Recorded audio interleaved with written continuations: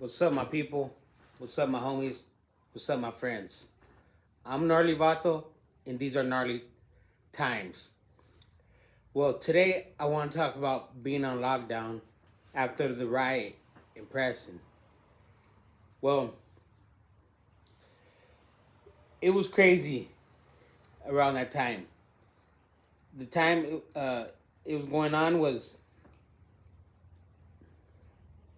the Olympic 96 Atlanta Olympics. I remember that now. As I was thinking about the last story. Well, as we were there, they didn't let us program at all. We laid on our bunks. It was in the summertime, you know, and well, I don't even know why, but if I'm correct, we were eating bologna for like I said, almost 3.5 weeks, you know, and I don't know why the other time we kicked it off. I think just for the hell of it again, you know. Since we were on lockdown, we were gonna get off anytime soon. And and like I said, the homeboys that are getting older, they just said, "F it, I'm going to Chad," you know. And I think during one of the second times, the second riot, uh, one of these all the homeboy all the fools from the bay, they got one of them stood up and told, because they used to put us in all our chairs and they faced the lockers, so if we came out to eat lunch, we just had to sit right there in them chairs and eat lunch. Or I think that was our little rec time, and we'd go back and had to lay back down again, and after a while it was you get so sore and tired laying down, because you keep moving over and over, this way, that way, and then, but at the time, luckily I had like I said, the previous video, I worked, I stayed between two laundrymen. So one of the laundry dudes, he was a black homeboy from Oakland, just, I think he was from School Street. Can't remember his name, but he was cool. We were pretty tight, he was older than me, he was always bullshit. It was cool. He was a cool dude. Well, at the time, I used to always hustle, and I would draw and play spades and play handball, so, and then my mom and my family would send me some money, like 25 a month. I can't remember.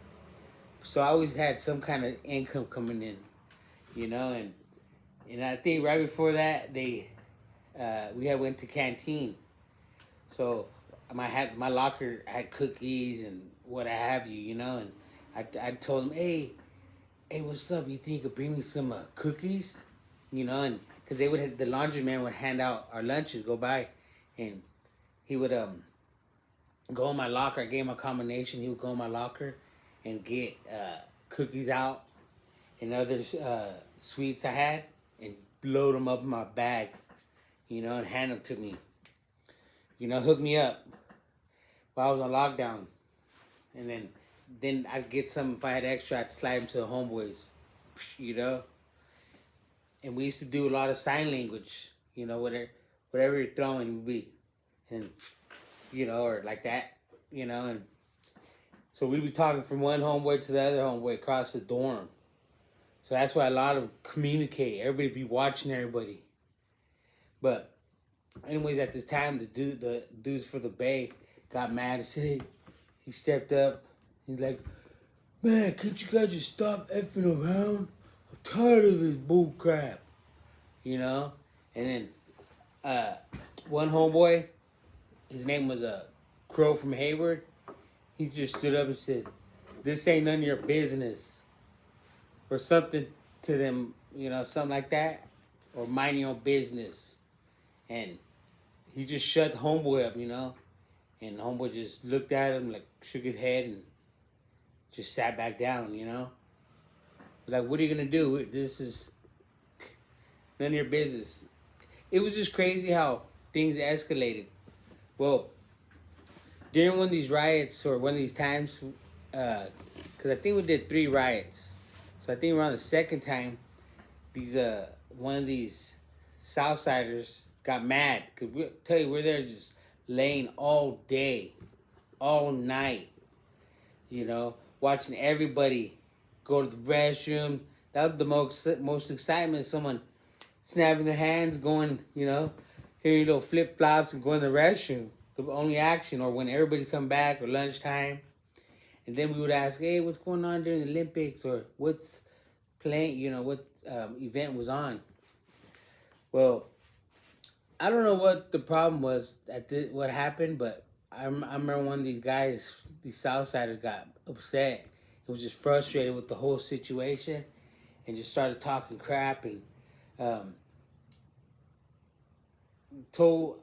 I know it was a senior, but I don't know why the whole situation occurred. But all I remember is he just started talking crap to her, like "F you, bitch," blah blah blah, and she's like, "What?" and he's like, "You heard me," and it's like, if I'm correct, then she's like, "Get down," and it's summertime, August, if I'm correct, and it's like, "Get down on the ground," and he's just standing there, right, and at this time, I think it was on a weekend, and at this time there wasn't many staff there, and I think it was her, because she was a senior, and like another person, and I think that one was somewhere else or something, because I think it's before. So anyways, because being on lockdown, it took a lot of attention away from all the other guys, right? So when we were there, she was saying "Get down," and he just stood there, right? He was from Wasco. I think he had VWR in his eye, and Vario Wasco Rifa, and he just standing there, and she's like, "Get down." He just stood there, and he's like, what are you gonna do? And she just, "Get down," and put out her bottle, shook it up, and sprayed this dude.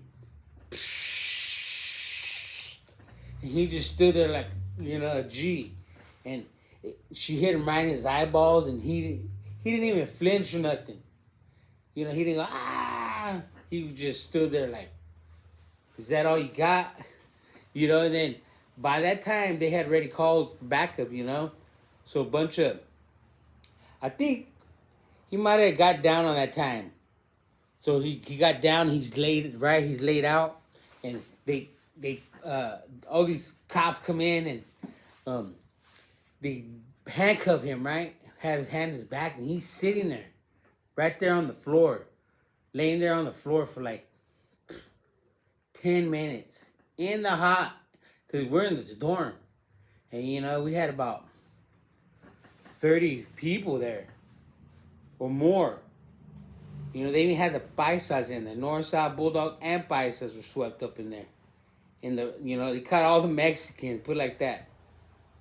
And so he's laying there, and I was feeling bad, because at this point you're all raza when stuff like that happens, or you're all inmates, It seemed like, and this fool laid there probably like over 10 minutes, just burned. He started burning after a while.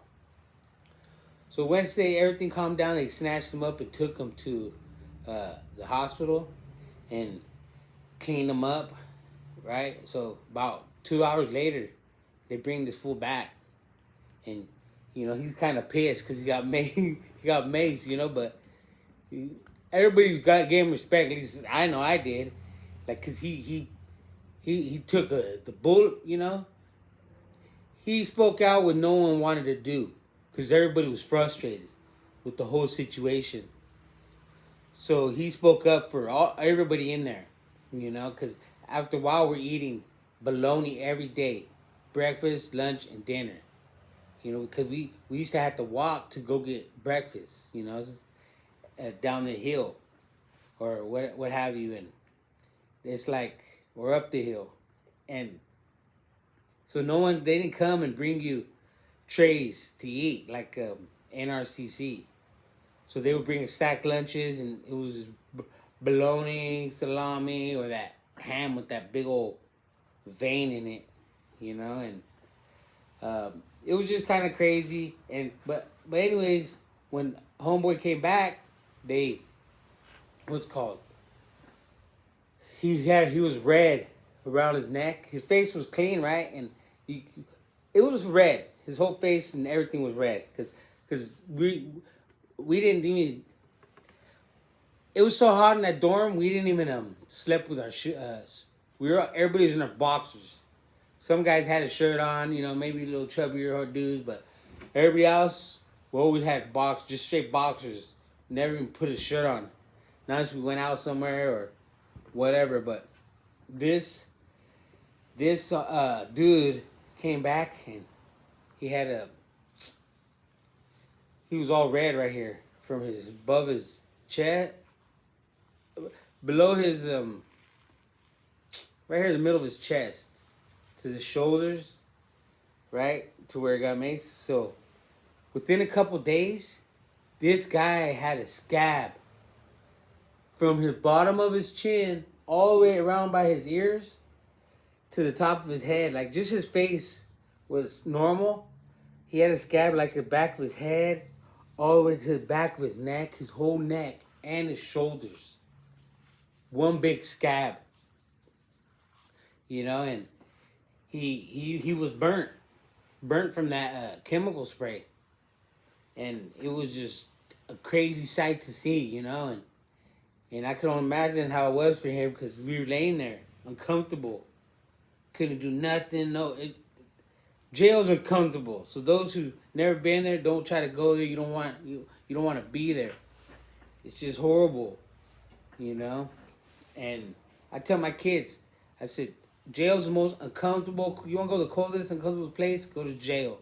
You'll never be comfortable. You'll never be warm. It's crazy. It's insane.